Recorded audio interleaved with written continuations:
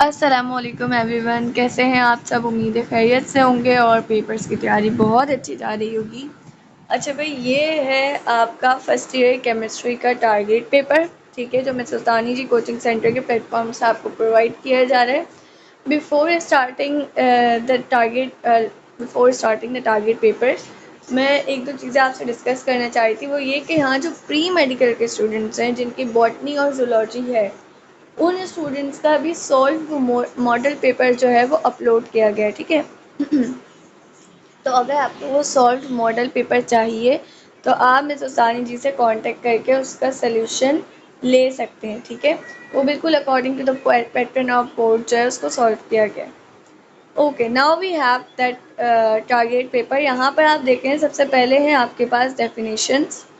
Definitions में आपके पास क्या है भाई, देखो, limiting reactant, Avogadro's number, मॉलर volume, rounding off, percentage yield, actual yield, theoretical yield, ये तमाम की तमाम आपके पास जितनी भी है ना डेफिनेशंस, आपने इन सबको अच्छे से जो है वो याद करना है। और आपने क्या करना है, आपने साथ में ना इनकी कुछ की एग्जाम्पल याद करनी है। जैसे कि डायपोल मूवमेंट आपको पता होना चाहिए किन मॉलिक्यूल्स का ज़ीरो होता है, ठीक है। फिर आपको पता होना चाहिए कौन से मॉलिक्यूल्स होते हैं जो डायपोल मूवमेंट को शो करते हैं। एलोट्रॉपी की एग्जाम्पल आपको पता होनी चाहिए। मोलर हीट ऑफ वेपराइजेशन या मोलर हीट ऑफ सब्लिमेशन जो है, या मोलर हीट ऑफ फ्यूजन है, इनमें आपको जो स्पेसिफिक आपकी बुक में जैसे बताया हुआ होता है ना कि वाटर की 4200 किलो जूल्स पर मोल है स्पेसिफिक हीट, ठीक है। तो वो आपको इस तरह की चीज़ें जो है ना, ऐसी वैल्यूज़ आपको याद करनी है, ठीक है। फिर देखो, बफर सॉल्यूशंस हैं और बफर एक्शन, ये दो डिफरेंट चीज़ें हैं। इन दोनों का आपको पता होना चाहिए।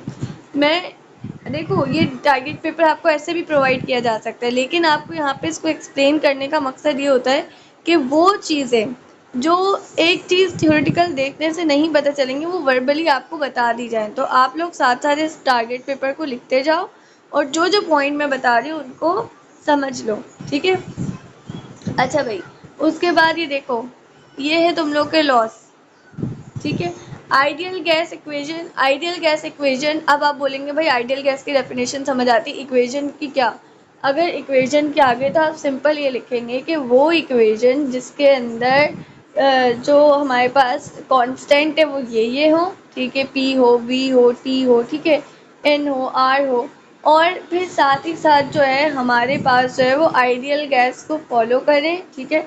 वो हमारे पास आइडियल गैस इक्वेशन की डेफिनेशन में लाए करते हैं, ठीक है। फिर कैटलिस्ट, होमोजेनस कैटलिस्ट और हीट्रोजेनस कैटलिस्ट, इन दो की एग्जाम्पल बेटा लाजमी कर लेना, लाजमी, ठीक है। वो आपको एक क्वेश्चन ये भी बना के दे सकते हैं, कैटलिस्ट को डिफाइन करें, उसकी दोनों टाइप्स को उसकी एग्जाम्पल के साथ बताएं, ठीक है। तो आपको जो है ना वो पता होनी चाहिए ये बात। अच्छा भाई, उसके बाद देखो शॉर्ट क्वेश्चंस में आपके पास क्या आ जाता है, वन बाय वन इसको देखते जाएंगे। Why is a practical yield is often less than theoretical yield. अच्छा, ये रीजनिंग क्वेश्चन है, आई थिंक ये गलती से यहाँ पेस्ट हो गया, लेकिन इसको आप रीजनिंग की कैटेगरी में करेंगे। Give three properties of alpha, beta and gamma rays. फिर आपके पास दिया गया कि आपको जो ऑर्बिटल्स दिए गए, देखो दो चीज़ें होती हैं, एक होता है ऑर्बिट, एक उस ऑर्बिट के अंदर पाया जाता है ऑर्बिटल। ये जो आपके पास ऑर्बिटल होता है ना, ये वो होता है जिसके अंदर हमारे पास 99% चांस होते हैं इलेक्ट्रॉन के मौजूद होने के। लोकेशन आप इससे बता सकते, ठीक है। तो ऑर्बिटल और ऑर्बिट का डिफरेंस ये कंसेप्चुअली आपको पता होना चाहिए। आपने इसको अरेंज करना अकॉर्डिंग टू n+1 रूल या n+l रूल, ठीक है। फिर पॉलीज एक्सक्लूजन, ऑफो, वेसर, रूल। अच्छा, ये जो रूल्स है ना बेटा, ये आपको बहुत अच्छे से आने चाहिए और इससे रिलेटेड न्यूमेरिकल्स एमसीक्यूज सॉल्व करना अच्छे से आने चाहिए, क्योंकि इसमें से दो एमसीक्यूज आ सकते हैं आपके पास, ठीक है। इसमें से आपके पास एक रीज़न आ सकता है, सही है। इसमें से आपके पास जो है वो कोई न्यूमेरिकल आ सकता हैगा, सही है। तो मैं आपको सिर्फ इतना बताना चाह रही हूँ कि इन चार चीज़ों से आपके पास 10 से 15 मार्क्स का पेपर इसी में से आराम से बन जाएगा। तो क्योंकि बहुत कंसेप्चुअल चीज़ होती है, बच्चों को इतने अच्छे से ये चीज़ें नहीं आती हैं, ठीक है। इसको अच्छे से कर लो। फिर है state the main postulates of kinetic molecular theory. फिर आपके पास जनरल गैस इक्वेशन, और देखो आर की ना वैल्यूज दो तरह से निकलती हैं आपके पास, एक जूल पर मोल इंटू केल्विन और एक एटीएम डीएम क्यूब पर मोल केल्विन। तो आपको दोनों में पता होना चाहिए कि आपके पास कब 00821 होती है और कब आपके पास 8 पॉइंट समथिंग जो वैल्यू थी वो होती है, 8.361 थी आई थिंक। फिर आता है describe properties of crystalline solids following. भाई देखो ये आपके पास है क्रिस्टलाइन सॉलिड्स के, आपने फॉलोइंग प्रॉपर्टीज बतानी है।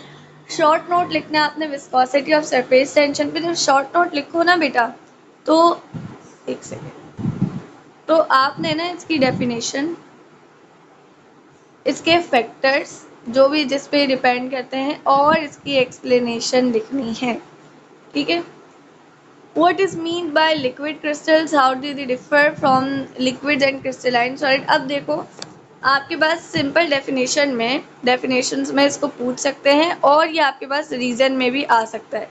तो ये एक सवाल जो है ना इससे आपके 3 सवाल बन सकते हैं, तो आपने इसको अच्छे से करना है। What is hydrogen bond? How it is established? Gives its industrial and biochemical applications.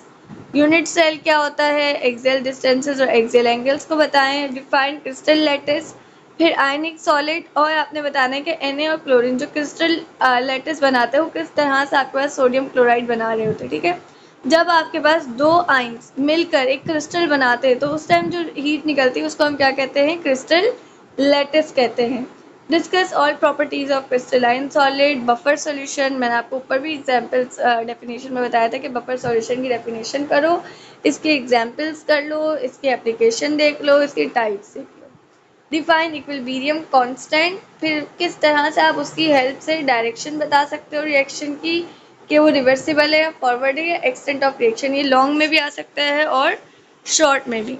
फिर आपके पास है सोल्यूशन, देन अगेन आपके पास बफर सोल्यूशन का आएगा और एक रीजनिंग टाइप क्वेश्चन दिया हुआ कि किस तरह से आपके पास चेंज को रेजिस्ट करता है पीएच में, यानी कि जब आप इसको ऐड कर देते होगे तो ये पीएच में चेंज क्यों नहीं आने देता, एसिडिक को बेसिक क्यों नहीं होने देता, बेसिक को एसिडिक क्यों नहीं होने देता, एसिडिक को और एसिडिक क्यों नहीं होने देता, ठीक है, और इसके क्या फ़ायदे हैं।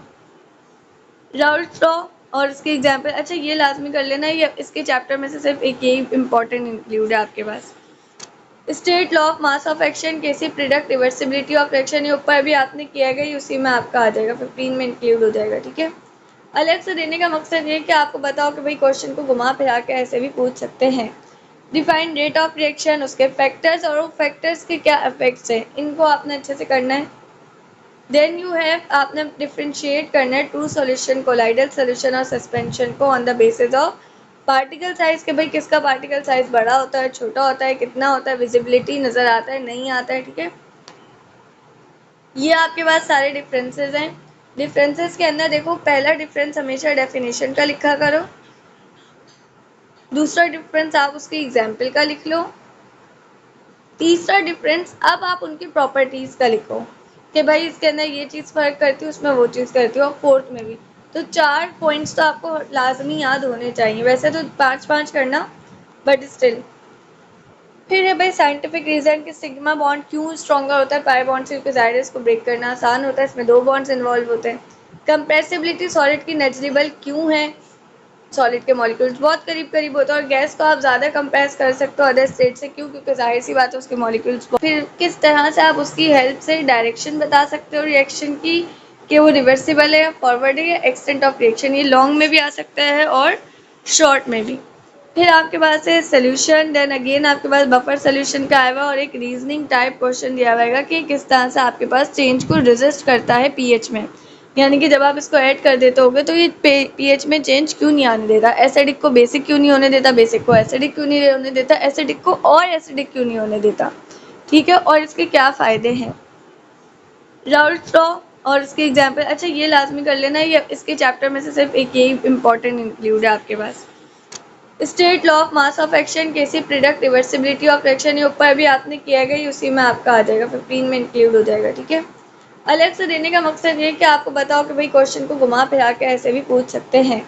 डिफाइन रेट ऑफ रिएक्शन, उसके फैक्टर्स और फैक्टर्स के क्या इफेक्ट्स हैं, इनको आपने अच्छे से करना है।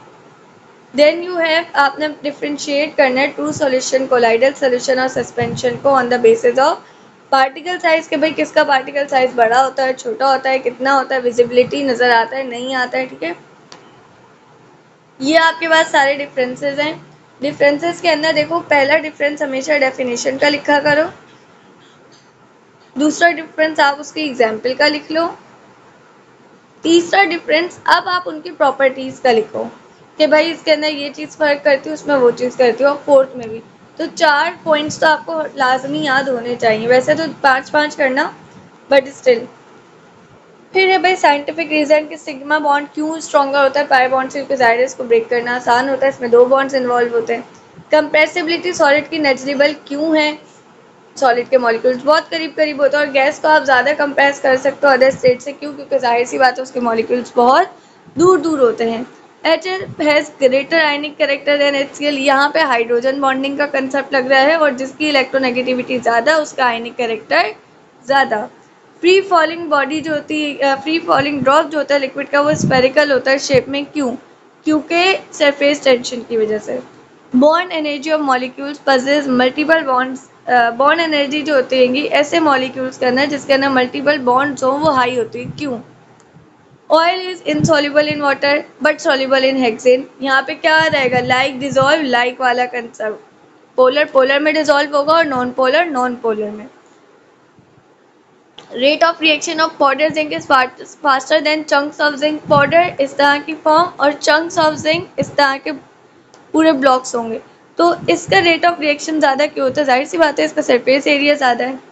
Water spread on the floor evaporates faster than the same amount, भाई आप एक गिलास में पानी को रखो और एक गिलास पानी आप ज़मीन पे फेंक दो, तो जो ज़मीन पे फेंकोगे वो ज़्यादा जल्दी एवोपरेट हो जाएगा, क्यों, ऑफकोर्स बेटा सरफेस एरिया।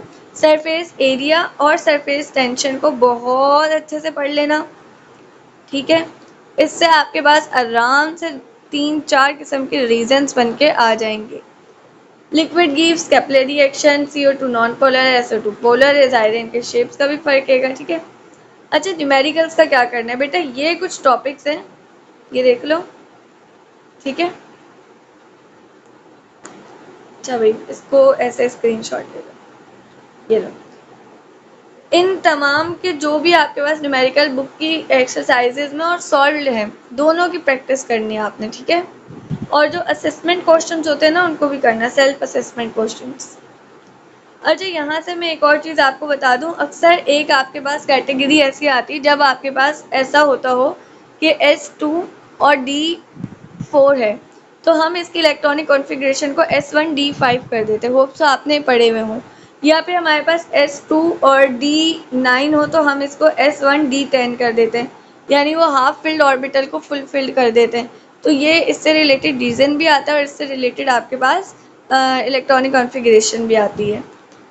लॉन्ग क्वेश्चंस भैया आपके लॉन्ग आ गए जिसके अंदर बहुत एटॉमिक थ्योरी और उसकी जो जो आपके पास एक्सप्रेशन थी, एनर्जी से रिलेटेड, फ्रीक्वेंसी से रिलेटेड, वेव नंबर से रिलेटेड, उसको अच्छे से करो, ठीक है।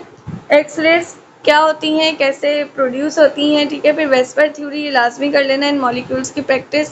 इसके अंदर आपको पता होना चाहिए कि भाई डबल बॉन्ड का कैसे होगा, ट्रिपल बॉन्ड का कैसे होगा, सिंगल का कैसे होगा, सिंगल और डबल बॉन्ड एक साथ एक मॉलिक्यूल में आ गए तो, डबल और ट्रिपल एक साथ आ गए तो, सिंगल और ट्रिपल आ गए तो, और क्या कहते हैं अपना, अगर तीनों ही एक मॉलिक्यूल में आ गए तो क्या शेप होगी, ये आपको पता होना चाहिए। What do you mean by hybridization? Explain sp3 hybridization in CH4 C2H2। अच्छा ये जो है ना ये बेसिकली C2H4 ऐसे है, ठीक है। इनके आपको स्ट्रक्चर्स बनाने आने चाहिए और इनके हाइब्रिडाइजेशन बतानी चाहिए। Causes of deviation of real gas, क्या कॉजेज होते हैं, ठीक है। Dalton's law of partial pressure, इसको अच्छे से कर लेना। Law of mass of action, Le Chatelier principle, इसमें हैबर और ऑसवर्ड प्रोसेस आ गया, सही है। ब्रॉन्स्टेड लॉरी थ्योरी आपके पास उसको देख लेना, सस्पेंशन एंड कोलाइड्स और उसकी 5 प्रॉपर्टीज, ये शॉर्ट में भी वो आपको दे सकते हैं, सिंपल बस इसकी प्रॉपर्टीज देकर। आपने मॉलिक्यूलर और वाइटल डायग्राम बनानी O2 और N2 की, ठीक है। और आपने लिखना है कि भाई उसके आपके पास इलेक्ट्रॉनिक कॉन्फ़िगरेशन, MO क्या है आपके पास, बॉन्ड ऑर्डर क्या और पैरामैग्नेटिक बिहेवियर क्या है, ठीक है। ये आपका ओवरऑल पेपर था, सही है। आपको इसमें कोई भी मसला, कोई कन्फ्यूजन, कोई भी इशू हो तो आप मुझसे कमेंट सेक्शन में पूछ सकते हैं। एक बार अगेन इसको देख लें।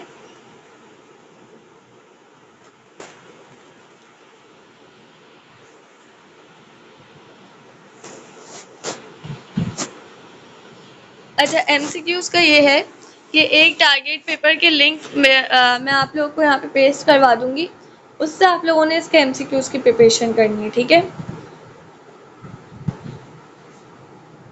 और एमसीक्यूज़ इसके अलावा जो आपको पास पेपर्स में गिवन है उनको लाजमी देखिएगा, ठीक है। उसमें से 4-5 रिपीट हो जाते हैं तो आपके सॉलिड मार्क्स वहीं से बन जाते हैं, ठीक है। बाकी इसकी तैयारी करें, अपना ख्याल रखें, मुझे दुआ में याद रखें। अल्लाह हाफ़िज़।